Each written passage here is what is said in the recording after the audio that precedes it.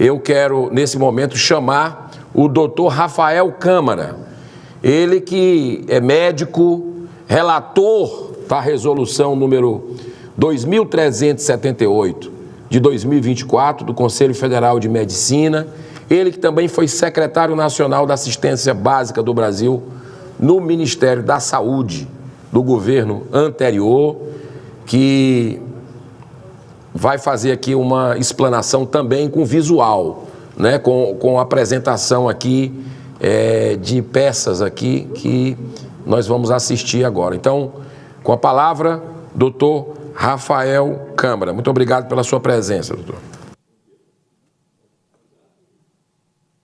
Senador, eu queria agradecer o convite para nós podermos explicar a resolução para todo o Brasil. Bom dia, senadora Damares, bom dia, senador Seif. Vocês três estavam lá no CFM nas vésperas de nós aprovarmos a resolução, os três foram lá, dar força, dar apoio, aquilo foi muito importante. Alguns conselheiros que estavam em dúvida, aquilo ali ajudou muito. Deputada Bia Kicis aqui sempre também na luta, deputado Zacarias, deputado general Girão, então são os mesmos que estão sempre ali nos defendendo e nos apoiando. Todos os presentes, palestrantes, nosso presidente, José Irangalo, que nos deu todo o apoio. Se ele não pautasse, não teria resolução, simples assim, mesmo que a gente tivesse todos os votos.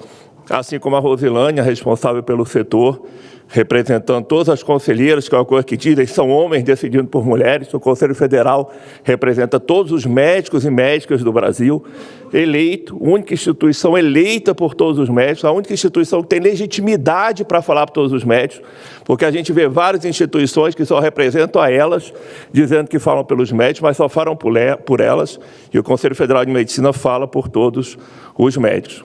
Cumprimentar também todos os conselheiros federais que nos ajudaram e aprovaram. Aqui também em nome, já citei mulheres, em nome também do conselheiro Estevão Rivelo, do Tocantins, pelo apoio. Dito isso, eu sou Rafael Câmara Medeiros Parentes, sou conselheiro federal pelo Rio de Janeiro e sou relator dessa resolução. E agora, já iniciando, a resolução ela teve um amplo apoio popular.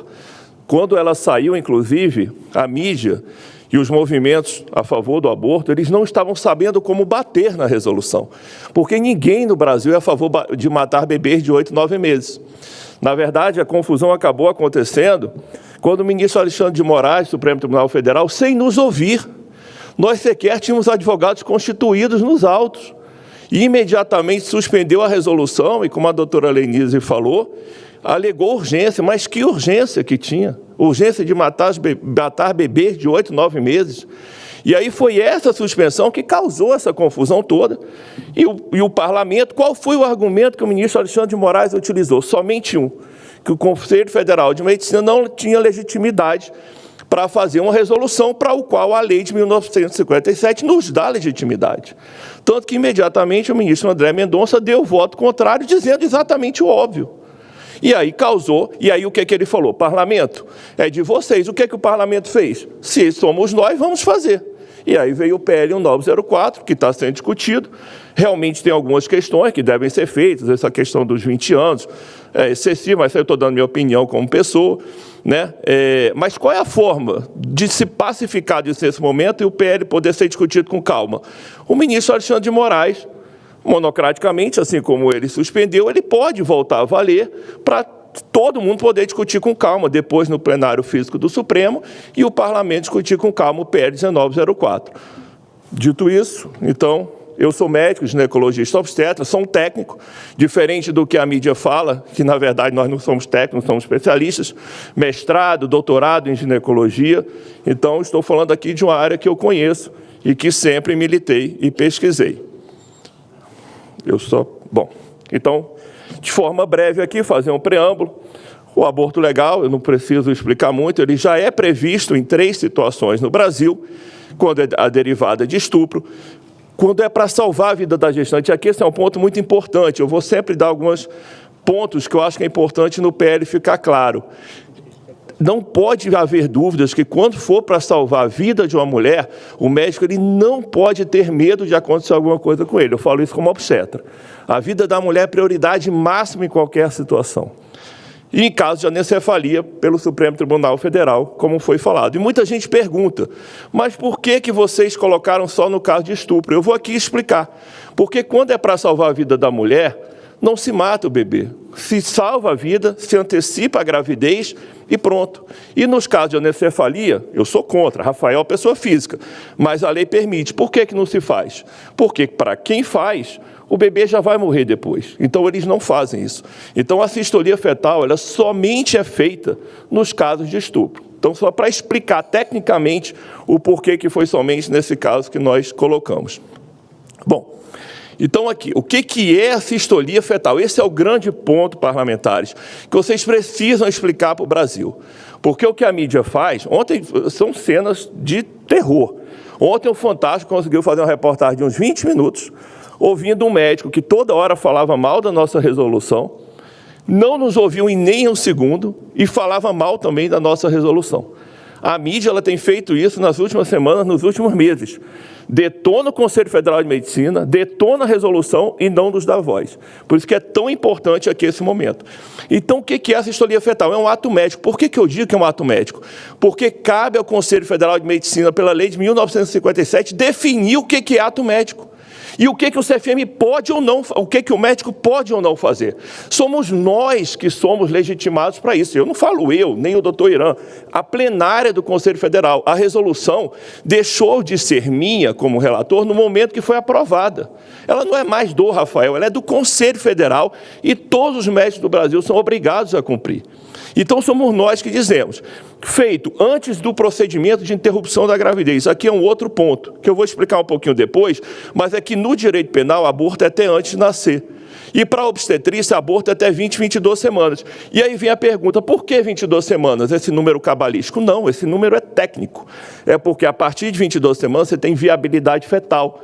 Não há história na humanidade de algum bebê que tenha nascido antes de 22 semanas e tenha sobrevivido.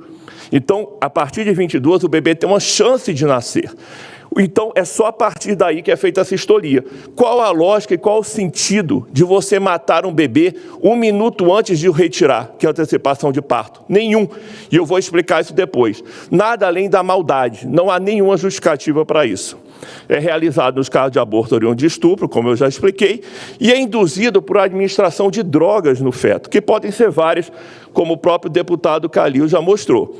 Lidocaína, cloreto de potássio e, geralmente, substâncias, como eu já citei. E aí, aqui, eu queria só mostrar esse videozinho, eu já combinei. Eu vou primeiro mostrar um vídeo que é tipo um desenho animado, para eu explicar, e depois eu vou mostrar 2 ultrassons, tá? Seria a partir do minuto 1 e eu peço sem som. Enquanto isso, eu vou explicando. Eu acho que já foi combinado com o pessoal da informática. Você coloca uma agulha pela barriga da gestante, é um obstetra que faz isso, ele fica olhando no ultrassom. E a mulher também olhando, porque ela está ali do lado do aparelho de ultrassom. Ele, durante minutos ou horas, é importante ficar isso claro, ele tenta acertar um bebê com essa agulha, um bebê que se debate, porque o bebê, ele se mexe, não é à toa que as mulheres sentem o bebê se mexendo e chutando, tá? E, enquanto isso, aquele obstetra tenta acertar com essa agulha o vaso no coração do bebê. Não é fácil. Como eu já falei, isso pode demorar horas. E esse procedimento é óbvio que é dolorido e eu vou explicar depois. Tem um slide só sobre isso. Quem fala que não dói no bebê deveria ser obrigado pelo parlamento a explicar e provar, porque isso é uma mentira, e é uma mentira que leva a mídia a enganar a população brasileira. Esse procedimento dói e é tão dolorido, como eu vou falar depois, que é proibido para pena de morte de pessoas que provocam os crimes os mais bizarros e para a eutanásia de animais, proibido pelo Conselho Federal de Medicina Veterinária. Sou eu que faço andar? Não sei. Sou eu? Aí como é que eu faço? Eu aperto?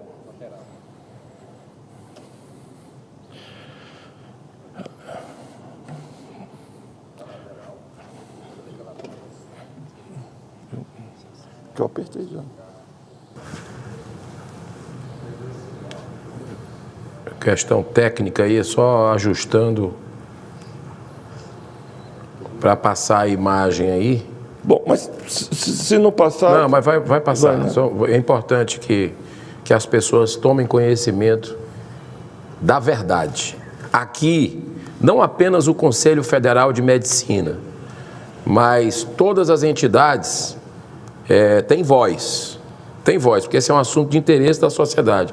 Inclusive, só, doutor Rafael, eu vou passar o seu tempo, eu reforço que foi no dia 11 de junho, hoje nós estamos no dia 17, no dia 11 de junho nós fizemos um convite formal à ministra da Saúde. Estou falando isso porque a mídia uma parte da mídia está perguntando, jornalistas no nosso gabinete.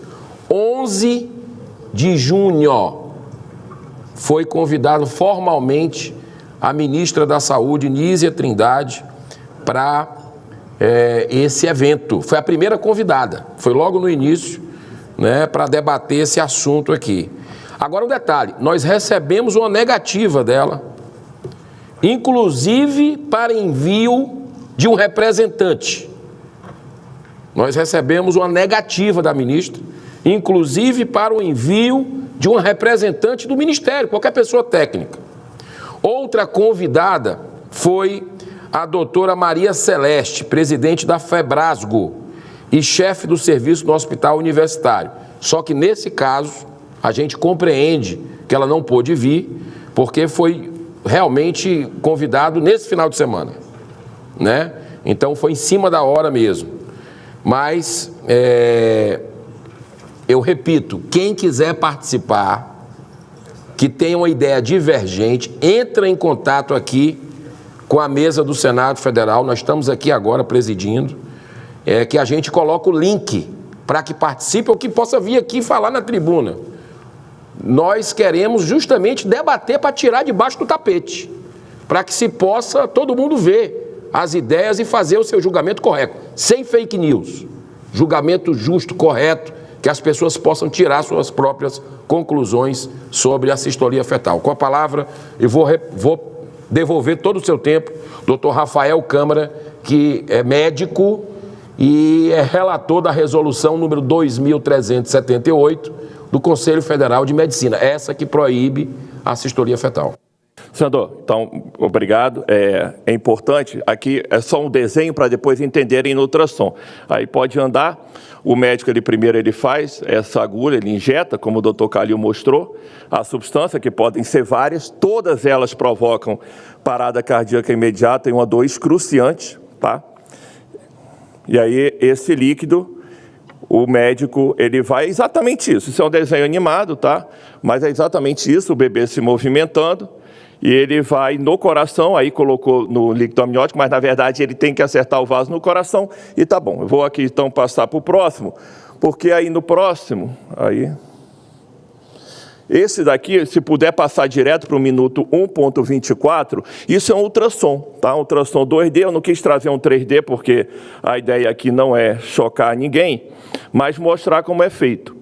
Essa injeção tem que ter um certo olhar de obstetra para perceber, mas vocês vão ver algo, estou usando aqui termos leigos, mas algo que parece um metal. Aí pode andar, porque pode, seria a partir do minuto 1:24. É porque então eu que aperto aqui. Tá travando o vídeo aí? É porque ele está dizendo que é pesado. Então não tem problema, eu vou passar, pode então passar para o próximo vídeo, que é mais rápido, acredito que não seja, questão toda hora a gente acaba quebrando o raciocínio. Eu acho que é importante, né, mostrar o vídeo, mas se não conseguir, não vai. Pode voltar então para a nossa apresentação. Aquele outro vídeo ele é mais rapidinho, que é o terceiro vídeo, aí depois não vai ter mais vídeo, a gente vai conseguir manter a linha de raciocínio. Dito isso, enquanto se coloca, senador, sim, é fundamental o Ministério da Saúde vir, né? Eu, enquanto secretário, eu nunca me furtei a comparecer ao parlamento, mesmo quando eu sabia que eu iria ser, digamos assim, confrontado. Faz parte, isso é função de um ministro, de um secretário. Se ela não pudesse vir, ela poderia mandar o secretário da área para falar, e a Febrasgo também deveria estar aqui. Eles têm diversos médicos com essas aulas já prontas, são prontas, pode participar pelo Zoom, só sabem ficar colocando notinha contra a gente, contra o Conselho Federal de Medicina, fizeram nota contra a resolução, depois fizeram nota contra o PL. Por que não vem aqui e não colocam esses médicos para se manifestar? Eu não sei se eu consigo fazer andar esse último vídeo, se puder, vocês podem fazer. Não, esse vídeo ele é o terceiro, ele é pequenininho. Pronto. Não sei se vocês vão perceber que uma agulha, estou usando aqui termos leigos, tá? Vai vir pela, estão percebendo? E aí, e se vocês repararem, aí tem que ter um olhar clínico, o coração estava batendo e ele para de bater, tá? Eu não consigo entender como é que alguém tem coragem de fazer isso. Eu, como obstetra, eu não consigo entender. Eu juro para você que assim, eu tenho muita dificuldade de entender. Bom, dito isso, vamos então continuar. Então, o que diz a resolução do Conselho Federal de Medicina? Ela veda, proíbe o médico de realizar esse procedimento de tortura, chamada assistolia fetal, previamente aos procedimentos de interrupção da gravidez. Interrupção, digo, porque a partir de 22 semanas não se fala mais em aborto na medicina, e nós somos médicos, o Conselho Federal de Medicina fala para médicos. Quando houver probabilidade de sobrevida do feto em idade estacional a partir de 22 semanas, nos casos de aborto previsto em lei oriundo de estupro. Como o senador falou, não existe o termo aborto legal. É aborto com excludente de punibilidade. Seria que nem falar homicídio legal. Ninguém fala isso, mas existem situações que você pode matar. Legítima defesa, inclusive pena de morte no Brasil em situações de guerra. E ninguém fala homicídio legal.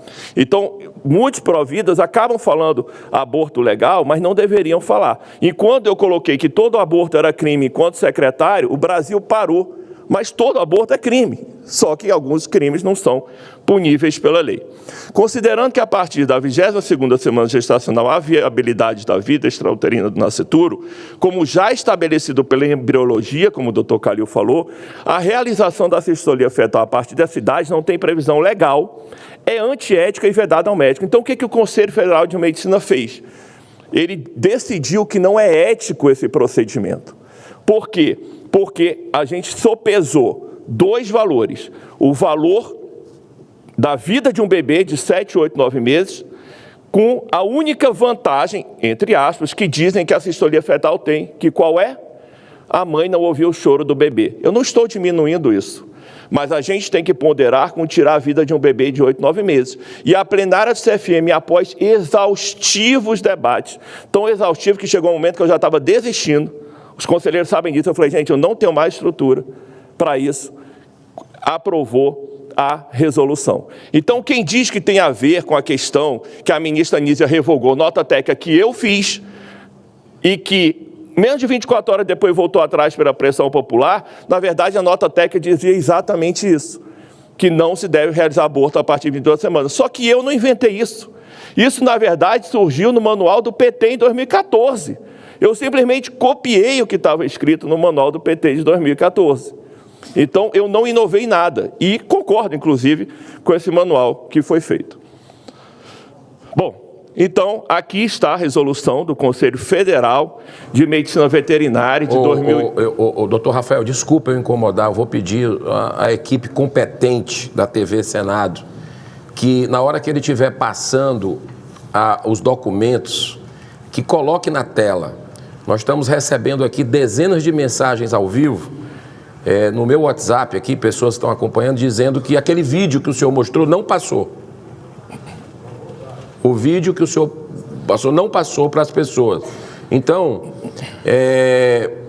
eu queria pedir, pronto, agora eu acho que entrou não, tá no vídeo, a apresentação dele, daqui a pouco, pronto, agora sim, agradeço a TV Senado. Se o senhor puder, se o senhor considerar que outras telas dessa que não foram mostradas, nenhuma do senhor, que o senhor considera que queira voltar, a gente volta, porque agora o pessoal entendeu, encontrou o caminho para mostrar. Eu vou voltar então àquele terceiro vídeo, porque os outros acabam que pelo peso estava dando um certo probleminha técnico, que não foi da minha apresentação, mas aqui. E aqui, para fazer andar, é só apertar novamente. O vídeo, na verdade, é esse. Eu aperto? Vou apertar, tá? Bom, tá indo. Então, esse é o procedimento de assistolia. Você vê um bebezinho, aí você, quem quiser chama de feto, de embrião. Aqui está passando, pelo menos. Tá. Aí vocês reparem a agulha, ela entra, né, e atinge o coração do bebê e o coração do bebê para. Como aqui a tela é muito grande e a definição não fica tão boa, você não consegue ver exatamente esse coração. Aí, doutor Rafael, só um minuto. A TV Senado não está passando o vídeo. Então, eu vou ler aqui a fundamentação da TV Senado para que as pessoas entendam. Né? Eu acabei de receber a resposta aqui. Ela vai passar os seus slides, vamos dizer assim, né? Mas não vai passar o vídeo.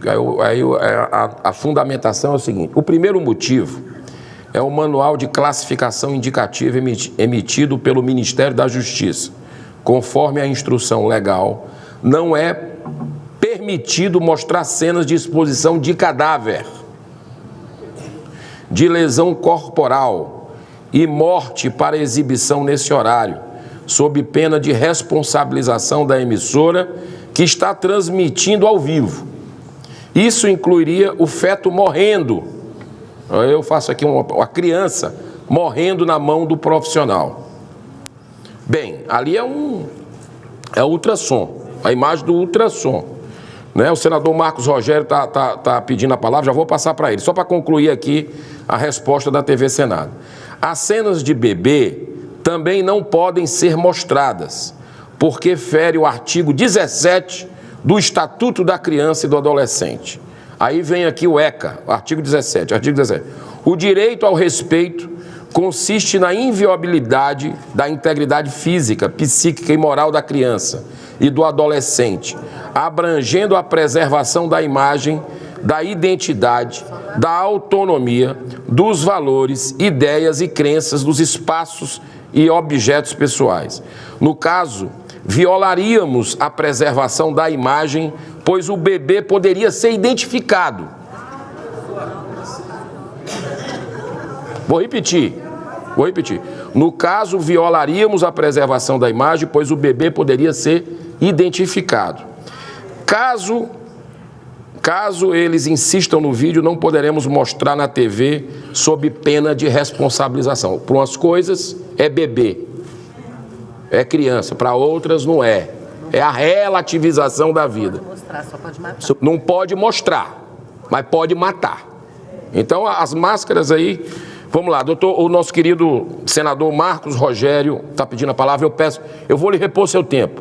O que o senhor não puder mostrar, e a gente tem que entender, são regras. E nós não temos esse... mas o senhor vai poder falar e exemplificar, como aqui a artista fez aqui, através da arte, mostrou como é que é o aborto. Né? Doutor, meu querido senador Marcos Rogério, muito obrigado pela sua honrosa presença. Senhor presidente, eu pedi a palavra nesse momento para registrar um protesto contra a decisão da TV Senado. É lamentável. O que o doutor está apresentando aqui são fundamentos importantes e do campo da ciência, não é da política, não. Porque no campo da política, nós estamos vendo e ouvindo todos os dias alguém subindo à tribuna, alguém no microfone de uma emissora de rádio, de televisão, defendendo o assassinato de bebês. Isso pode. Na TV aberta para o Brasil inteiro, alguém defendeu o assassinato de bebês, aí está tudo certo. Agora, quando vem aqui um profissional da área médica, cientista, para dizer o que significa o nível de dor, o nível de tortura, aí a TV Senado, uma TV pública, ela não pode mostrar. Então eu quero registrar o meu protesto à TV Senado, que eu tenho o maior respeito e defendo a sua legitimidade, mas não posso concordar com essa arbitrariedade, porque deixar de mostrar isso nesse momento na TV Senado é deixar de apresentar uma versão ao Brasil que vai na defesa das nossas crianças, dos nossos nascituros, daqueles que não têm voz. E aqui talvez tenham algumas vozes para fazer a defesa daqueles que não podem se defender. Então eu lamento essa decisão, ela vai na contramão do bom senso, da razoabilidade e da ciência. Muito obrigado. Obrigado, senador Marcos Rogério, que também é jornalista, pouca gente sabe disso, é jornalista. E o seu protesto está aceito aqui pela presidência dessa sessão. Vamos respeitar a decisão da TV Senado, que eu também tenho o maior respeito por essa instituição. Nunca tive nenhum problema com relação à minha opinião aqui dentro dessa emissora e aqui dentro dessa casa. A TV Senado, Rádio Senado, a Agência Senado fazem um trabalho no conjunto da obra maravilhoso e eu tenho o maior respeito pelos profissionais. Agora também fico, me permita, indignado com esse tipo de postura, porque aqui ninguém está querendo fazer absolutamente nenhum tipo de espetáculo. Aqui não está mostrando ciência, ele está mostrando vídeos de ultrassom que é científico, né? Para que as pessoas entendam o que é, mas fica registrado aqui esse protesto. A verdade incomoda muito e a gente sabe disso, mas vamos continuar. O que o senhor não puder mostrar, eles vão mostrar os slides aí, essas resoluções. O que eles não mostraram até agora, se o senhor quiser voltar, eu lhe dou o tempo de novo. Algumas outras slides que eles não mostraram até agora. Não pode vídeo, mas texto pode. Se o senhor quiser voltar algum, o senhor fica à vontade, tá bom? Não, eu acho que não é necessário, porque o resto eu consegui falar, e só para ficar claro, óbvio que a gente respeita a decisão da TV, mas esses vídeos, eles não são identificáveis, eles são do exterior, não são do Brasil e não tem como ser identificado. Obviamente que a gente sabe a legislação, mas sem problema algum, tá? Como eu já falei, essa aqui é a resolução do Conselho Federal de Medicina Veterinária, que proíbe a realização do procedimento em animais porque é considerado um método cruel de tortura e que provoca dor. Bom, e aqui, senadores, parlamentares, é importante, vocês precisam de argumentos embasados por nós técnicos para poder discutir muitas vezes com a mídia. Há dúvida, sim, e aí eu falo aqui como obstetra, como técnico, há dúvida se um bebê de 12, 13, 14 semanas sente dor, tá? Essa dúvida, ela existe, alguns acham que sim, outros acham que não, baseado em estudos divergentes. Mas não há nenhuma dúvida na literatura. E aí eu desafio aqui qualquer um desses técnicos favoráveis ao procedimento de vir aqui no plenário do Senado Federal, que o senhor certamente vai abrir para eles, caso eles queiram vir, de mostrar algum estudo sério que diga que um bebê acima de 22 semanas não sente dor. É um desafio que eu faço aqui. A plenária está apenas começando e dá tempo suficiente. Como eu falei, não há consenso de que a dor fetal não é possível antes de 23 semanas. Muitos artigos discutindo dor fetal especularam o limite inferior para a dor abaixo de 20 semanas de gravidez.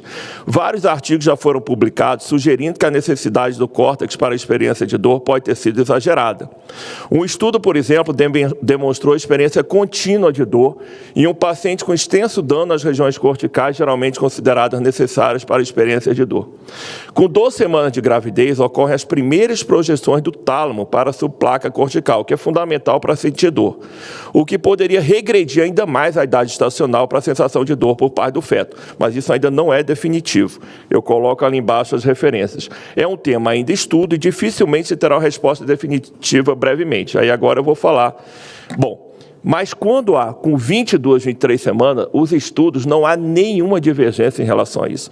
Tanto é verdade, está aqui o deputado Zacarias, que com 23 semanas de idade estacional, isso aqui é um caso específico, submetido à cirurgia fetal intraútero, publicado em revistas internacionais, sob anestesia geral associada à peridural contínua. E aí, repare, aqui eu peguei todo o abstract do artigo, não preciso ler tudo, mas a região fetal a ser operada foi exposta à analgesia e mobilidade fetal, foram obtidas com, repare também que ele fala imobilidade, porque quando você vai acertar o coração do bebê na sistolia, o coitado do bebê, além de sentir dor, ele fica se debatendo, dificultando mais o procedimento, porque o médico tem dificuldade de acertar o seu vaso no coração. Isso é feito, nesse caso, com fentanil, pancurônio, administrado na região glútea fetal. Então, você faz anestesia fetal para fazer os procedimentos cirúrgicos quando se quer salvar o bebê de alguma doença.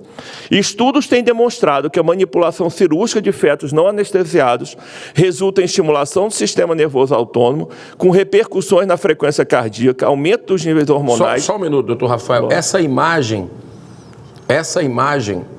que o senhor está mostrando aqui, que nós estamos vendo, é outra que não está sendo mostrada também para a TV Senado? Eu não sei. Eu queria só confirmar, porque aí, agora sim, eu agradeço a TV Senado. Tá. Aqui não tem nenhum problema mostrar. Isso aqui é um estudo que está disponível no Google, um estudo científico, então não tem nada aqui que não possa ser visto. E alterações que podem ser abolidas com adequada anestesia. Bom, agora vamos falar por que se faz a sistolia. Eu já dei um pequeno adiantamento. O único motivo de se fazer a sistolia é para o bebê não nascer vivo, e eu vou falar daqui a pouquinho sobre a questão da OMS, que tanto falam. A ausência de vantagens para a sistolia. Também tudo aqui está referenciado. Quem quiser ir contra mim, não tem problema, a ciência é divergência, mas tem que mostrar referência. Não pode dizer que eu acho que é, alguém falou que é. Eu estou colocando as referências e elas podem ser rebatidas. Em relação ao tempo de duração da indução de parto entre aquelas que fizeram uso da sistolia fetal e aquelas que não fizeram uso, estudo brasileiro publicado em 2008 mostrou que não houve diferença de tempo nem de efeitos colaterais entre 146 pacientes. Ou seja, uma das coisas que se alegava antes, senador, é de que quando se fazia a sistolia fetal, teoricamente pelo bebê perder o tônus, ou seja, está morto, o trabalho de parto, e é trabalho de parto, tá? Tanto que o nome, quando o bebê nasce, ou melhor, morto, a gente tem o nome, natimorto. Há um trabalho de parto, a mulher pariu um bebê morto. Que estão dizendo até que não há trabalho de parto quando se faz o procedimento de assistolia. O bebê, ele tem que sair.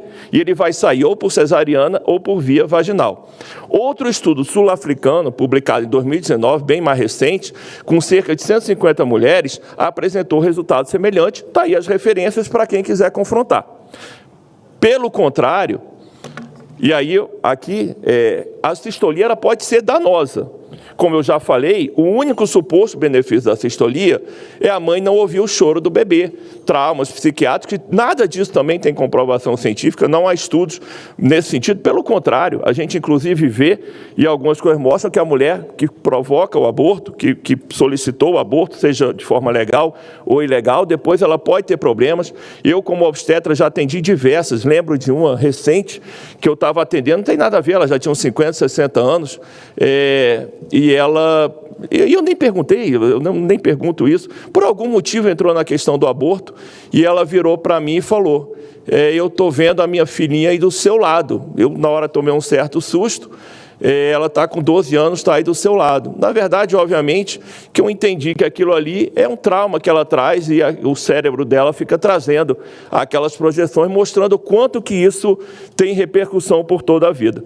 Revisão sistemática de 2020 evidenciou taxa mais alta de eventos adversos. Está ali a referência ali embaixo para quem quiser. Maternos graves em pacientes recebendo drogas feticidas, ou seja, que fizeram a sistolia fetal, do que naquelas situações em que mulheres não receberam tais medicamentos. Um estudo incluído na revisão, comparando dilatação e esvaziamento uterino com ou sem digoxina prévia para morte fetal, encontrou mais aborto espontâneo, infecção e reinternação no grupo que recebeu digoxina 1 mg intrafetal intramniótica. Ou seja, além de não provocar benefício, ainda pode provocar dano. Como a doutora Lenise falou, é importante aqui, eu vou sempre colocando algumas situações, o mal, ele age de diversas formas. Se pergunta, nós proibimos a sistolia, pode-se criar outro método e ter outro método? Bom, outro método existe, senadora Damares, é a dilatação e esvaziamento, que o que seria? Você por baixo e cortando e rasgando um bebê de mais de 22 semanas. E que era assim que era feito antes da sistolia. E aqui vem outro ponto que vocês parlamentares têm que se atentar. Dizem que o Código Penal, foi feito em 1940, ele realmente não previa a idade gestacional. Mas quando que o parlamentar de 1940 iria imaginar que em 2024 estaríamos matando bebê de 8, 9 meses? Jamais. Naquela época havia dificuldade até de fazer de primeiro trimestre o aborto. Eles nunca imaginaram isso. Por isso eles deixaram essa lacuna essa que precisa ser urgentemente resolvida, porque as pessoas, na maior cara dura, defendem matar bebês de 8, 9 meses. Urgente é resolver isso, ou resolver a questão. E outra, quem estuda o aborto como eu estudo, o motivo que o legislador originário definiu o aborto no caso de estupro não foi pela questão da mulher, foi para impedir a linhagem deletéria do estuprador. Esse foi o motivo que o legislador originário utilizou. Lembrar que era época de Segunda Guerra Mundial, eugenia, bababá, tudo mais. Tem que voltar à história para entender como o Código Penal foi feito. E vocês aqui agora estão trabalhando em cima dessa questão importante. Bom, vantagens. Aí a gente pega a mídia. Eu peguei uma só para a gente discutir. UOL.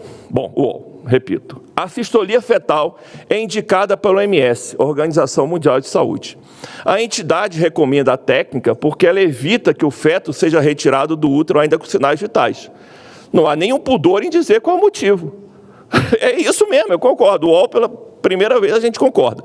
A avaliação é que também previne desgaste emocional das pacientes, como eu já falei, e das equipes médicas. Bom, das equipes médicas, assim, aí eu já discordo. Porque um médico que provoca uma morte, mesmo consciente, eu acho que ele pode ter traumas. Inclusive, o motivo de vários médicos passarem a militar nessa questão é porque em algum momento passou por isso. Eu, no meu caso, eu vi isso e em algum momento entrei. A minha motivação nunca foi religiosa ou outras questões. Foi de piedade com aquele bebê, já com a vida e já podendo sobreviver. Então, a questão da viabilidade fetal, acho que a gente já discutiu bastante aqui, mas você tem alguns conceitos, de 22 a 25 semanas, embora o bebê possa sobreviver, a chance é um pouco mais complicada, muitas vezes com sequelas, né? Depende muito do hospital, isso é verdade, se você tiver um hospital com poucas condições, a chance daquele bebê morrer é maior. Então, você pode ter sobrevivência, mas às vezes com sequela, e a questão abaixo de 22 semanas não há viabilidade, como eu já falei, eu vou passar aqui. Direitos dos médicos. O Código de Ética Médica ele estabelece, é direito nosso, recusar ser realizados médicos, embora permitidos por lei, sejam contrários ao ditame de sua consciência, somente não em caso de urgência e emergência. Então, qualquer médico no Brasil pode se negar a fazer aborto ou a sistolia. E aqui é importante dizer, senador, que a objeção de consciência, por ser um pilar da medicina e por dificultar essas situações de aborto acima de 22 semanas, é por isso que tem tão poucos serviços.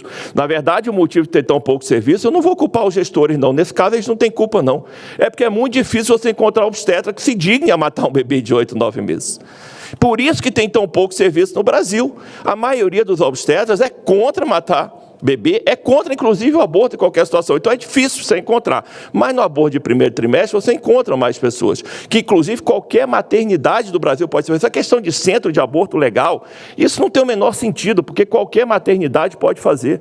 Essa dificuldade que colocam, tão difícil e tal, isso muitas vezes é mais uma lenda urbana do que propriamente realidade. O que acontece é que você tem protocolos que não foram nem feitos por mim, foram feitos pelo Ministério da Saúde, 2010, 2012, que o protocolo minimamente ele exige que a sua história que você esteja contando seja compatível com ultrassom, ou seja, a mulher diz que foi estuprada no dia tal, faz ultrassom, não bate com aquela idade.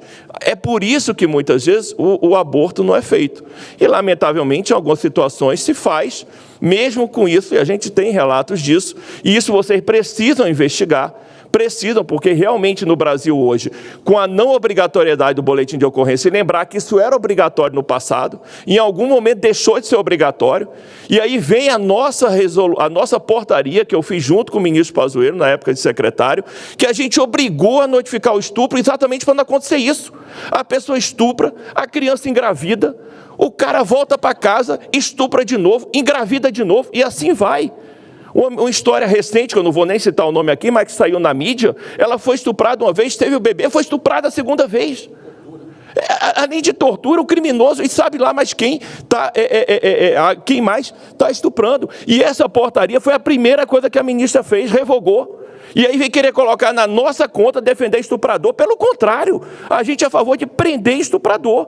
Por que ela revogou a portaria? E deixar claro que não é a nossa portaria que obrigava isso, é a Lei de Violência Sexual de 2018, que vocês aprovaram, que obriga a notificar e não se notifica. É preciso uma CPI do aborto para saber por que as pessoas não estão notificando. Por quê? E aí a resposta a gente sabe. É óbvio, não estou dizendo que a grande maioria mente, mas muitas mentem. Tem que se fazer um serviço disso e prender o estuprador. Várias situações, é verdade, a gente como obstetra, chega a garota de 13 anos com namorado, sei lá o quê, com 13, 14 anos, e junto com a família.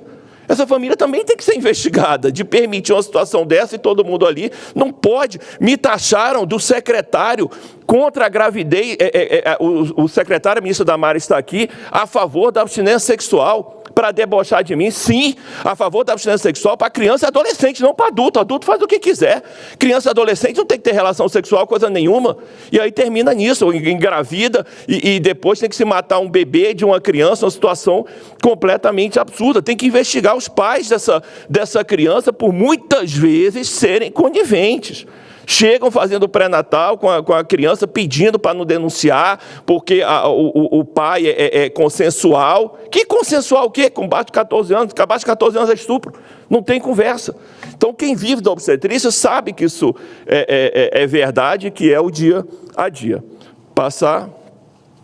O que cabe ao Estado, aqui eu vou falar rapidamente, cuidar. Mais uma das mentiras, dizendo criança não é mãe. Concordo 100%, é o que eu estou falando aqui. Aquela criança, de forma nenhuma, ela é obrigada a ficar com aquele bebê. A gravidez pode ser interrompida a qualquer momento. Não é verdade que a gente está dizendo que tem que ficar com aquela gravidez até 9 meses. Ela pode interromper a gravidez, só que não mate o bebê antes. Por que tem que matar o bebê antes? E aquele bebê vai ser colocado, vai ser cuidado pelo Estado e vai ser colocado para adoção. A ministra Damares fez um trabalho excelente nessa parte da adoção. Está aqui a ex-secretária dela também, Ana Munhoz, da Mulher. Fizeram um trabalho excelente nisso. E a fila para bebê recém-nascido para adoção vai daqui até o Rio de Janeiro, meu estado. Todo mundo quer um bebê recém-nascido. Então, esse bebê jamais vai ficar, como querem dizer, até como eu vi ontem, eu achei até que era fake news, um card que disseram que era do Ministério da Saúde, eu não consigo acreditar que era do governo, dizendo que a gente quer que não aborte o bebê, para depois o bebê ser morto pela polícia, não sei se o senhor chegou a ver. Assim, uma situação tão bizarra que eu juro que eu acredito que aquilo é fake news. Talvez valha a pena vocês fazerem alguma pergunta para o Ministério da Saúde, perguntando se aquilo ali é verdade ou se alguém colocou o logo do Ministério da Saúde, que eu não consigo acreditar que aquilo ali seja verdade. Então, eu não vou nem acusar o Ministério da Saúde disso, que eu não acredito que o Ministério da Saúde faria isso, que eu já trabalhei ali e sei que não é possível. Então, aqui a questão da adoção. Bom, aqui eu já falei, né? O grande impasse é que no direito penal o bebê é aborto até logo antes de nascer e na obstetrícia é até 22 semanas ou 500 gramas. E aqui, rapidamente, a questão da OMS. A OMS, em 2022, por pressão de militantes, porque a OMS, nessa questão, ela assume que ela tem lado. Ela é a favor do aborto legal e restrito.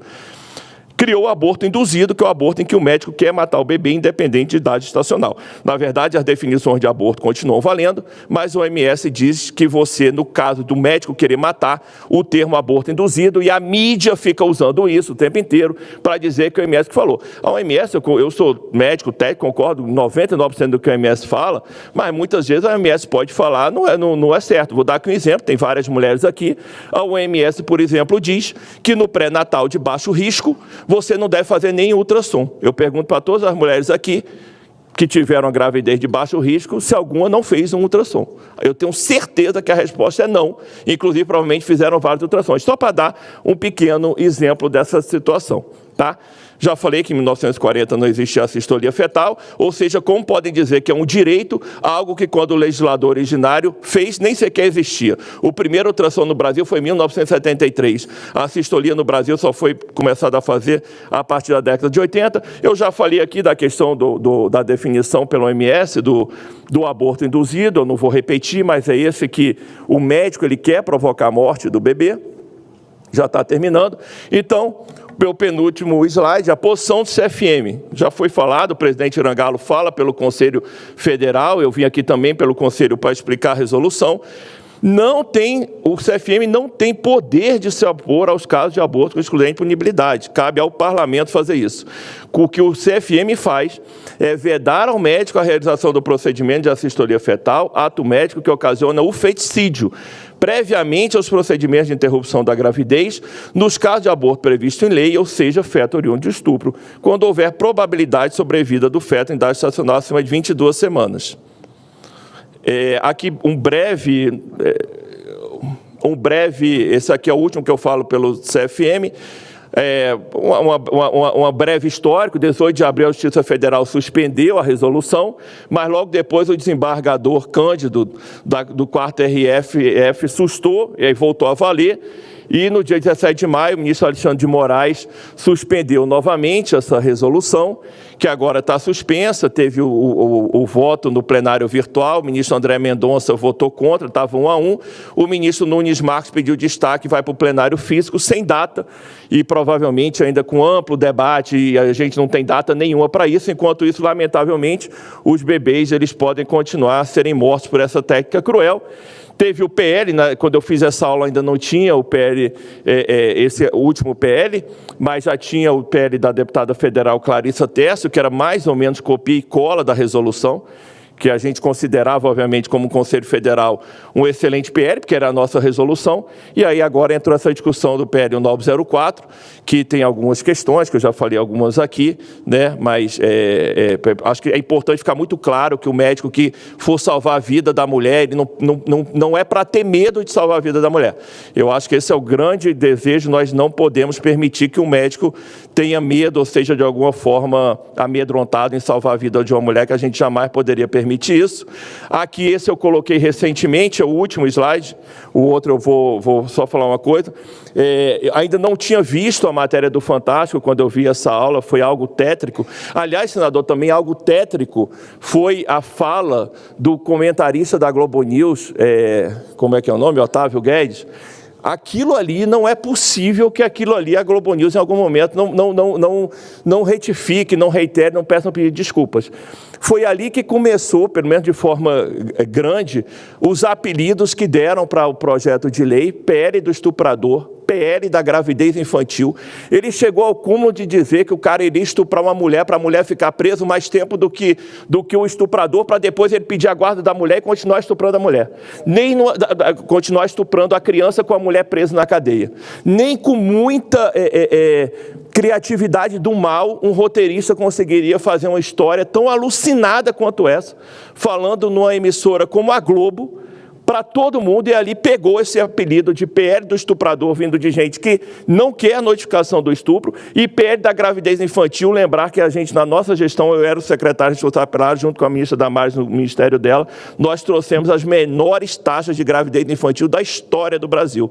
E aqui, a matéria no Globo, na semana passada, eu vou botar aqui o óculos, que realmente já está acabando, em que o médico Olímpio, obstetra, que inclusive ontem falou no Fantástico, eu queria só rebater algumas coisas, porque o Globo não nos dá voz.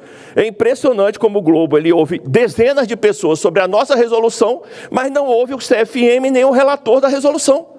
Eu não sei que diabo de mídia é essa que a gente criou no Brasil, que nem sequer simulam imparcialidade. Eles optaram mesmo por serem parciais. Não, a gente não vai dar ouvido para eles porque eles são malucos e vamos ouvir só o que a gente concorda. E aí ele fala: mas quando se fala de direitos reprodutivos, não querem ouvir as pessoas da área. Quem é as pessoas da área? Só ele? Não, ele é da área, é verdade, é um médico ginecologista, e nós não somos?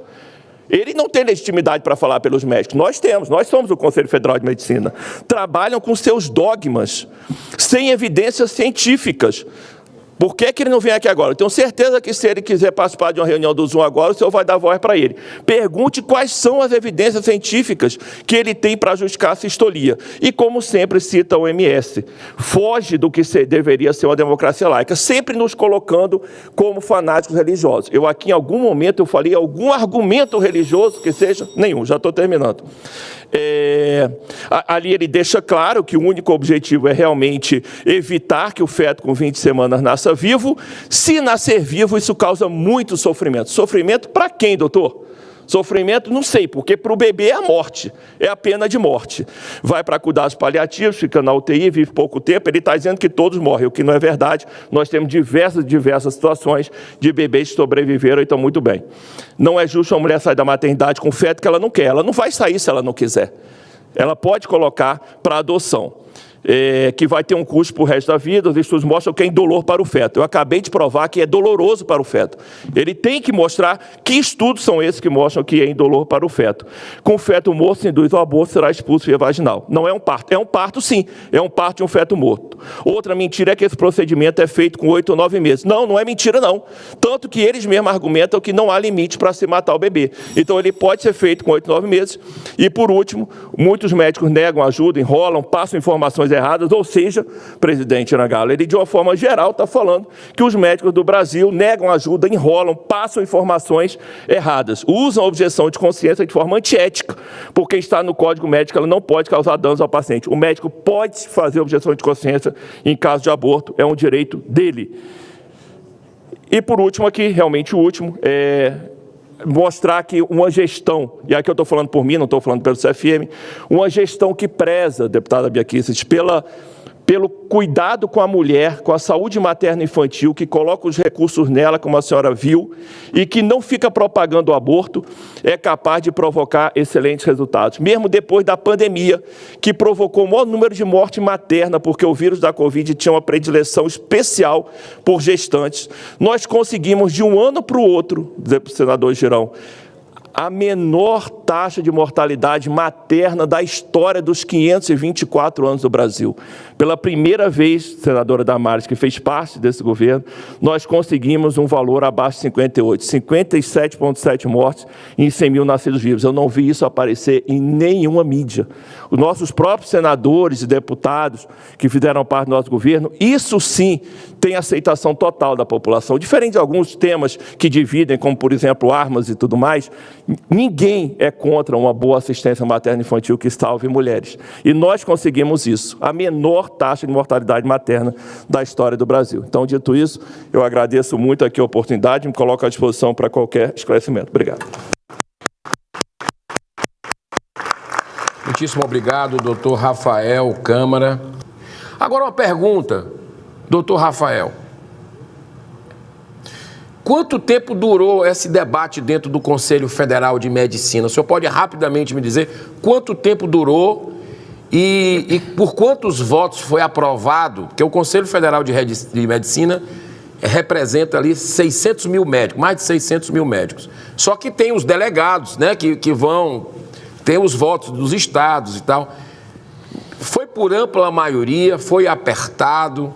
Mas, doutor Rafael, quanto tempo durou esse debate da resolução e por quantos votos foi aprovado? Se o senhor puder apertar no microfone, eu agradeço. Tá. Beleza. Então, foi um debate extremamente longo, foram, se eu não me engano, eu posso estar errado aqui, mas foram 8 reuniões na Câmara Técnica de Ginecologia e Obstetrícia, 3 na reunião da Câmara Técnica de Bioética e 3 reuniões na Câmara Técnica de Pediatria. Além de ter passado por jurídico e tudo mais, foi cerca, posso estar errado aqui, mas mais ou menos um ano, quando tentaram colocar isso com a associação, com aquela revogação da ministra Nízia. Os autos mostram que isso não tem relação nenhuma, porque eu já entrei com esse pedido há bastante tempo, logo depois que eu saí do Ministério, eu entrei com esse pedido de proposta de resolução, e quando foi para o plenário, primeiro foi votado, aliás, foi a primeira vez no Conselho Federal de Medicina, embora isso seja regra, foi votado se a proposta de resolução se poderia ser debatida. Então, aconteceu isso. Geralmente, se é por aclamação, nesse dia foi pautado, porque algumas pessoas eram contra, e aí, depois de todo esse debate, aí foi levado para a plenária. Presidente, eu assim, foi por ampla maioria, eu só me sinto, assim, não muito confortável em falar o placar, porque aí eu poderia estar dizendo quem votou contra, e aí essas pessoas serem expostas. Obviamente, os conselheiros deveriam falar, né, caso perguntado, mas foi por ampla maioria, muito ampla maioria, uma porcentagem de mais de 90% dos votos. São 28 conselheiros, no dia estavam presentes 25, e desses 25 foi uma amplíssima maioria. Não sei se eu respondi isso. Respondeu, 90%. De 100%, 90%. Respondeu. Opinião dos médicos. Muito, olha, o CFM entrando para a história. Parabéns pela coragem. Esse é o Brasil. O Brasil pró-vida. Cada vez mais consciência.